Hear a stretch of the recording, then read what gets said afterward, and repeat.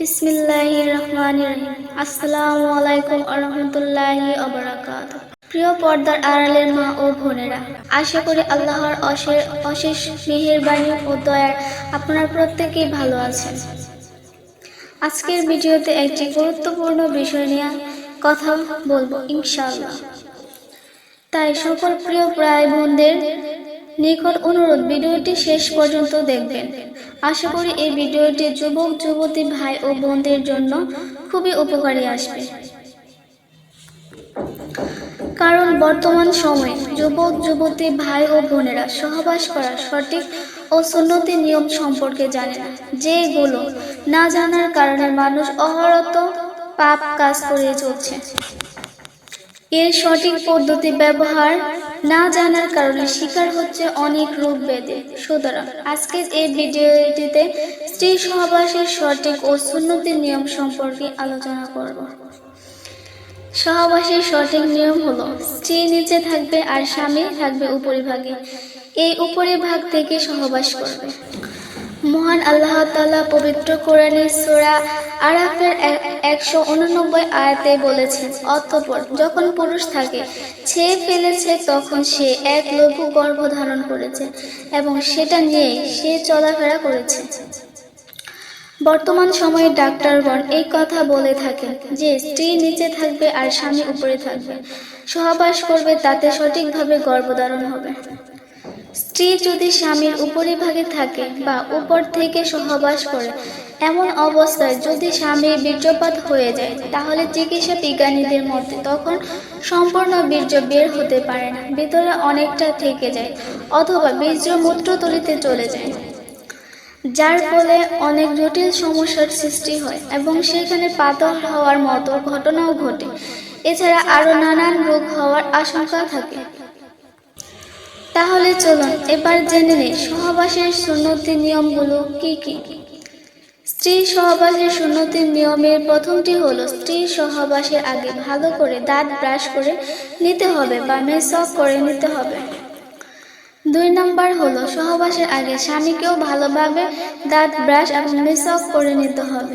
বর্তমানে অনেক যুবক সিগারেট বা কোনো বদ নেশার সঙ্গে যুক্ত, তাই এভাবে স্ত্রীর কাছে যাওয়া ঠিক না।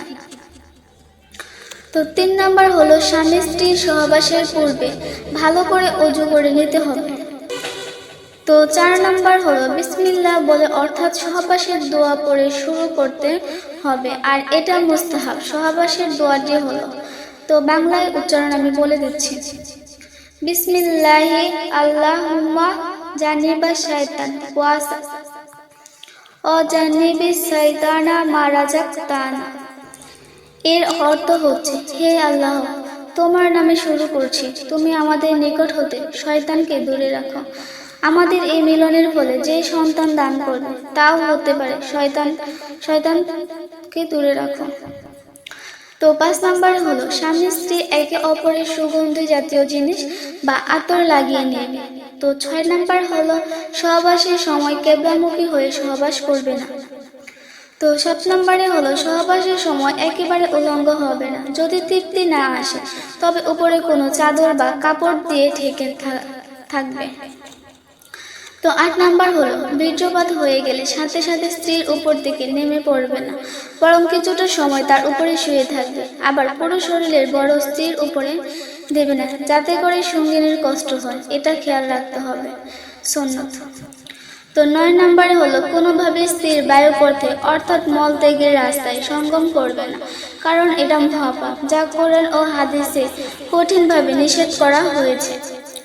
চিকিৎসা বিজ্ঞানের ভাষায় এর ফলে উভয়ের কঠিন রোগ হবার সম্ভাবনা থাকে।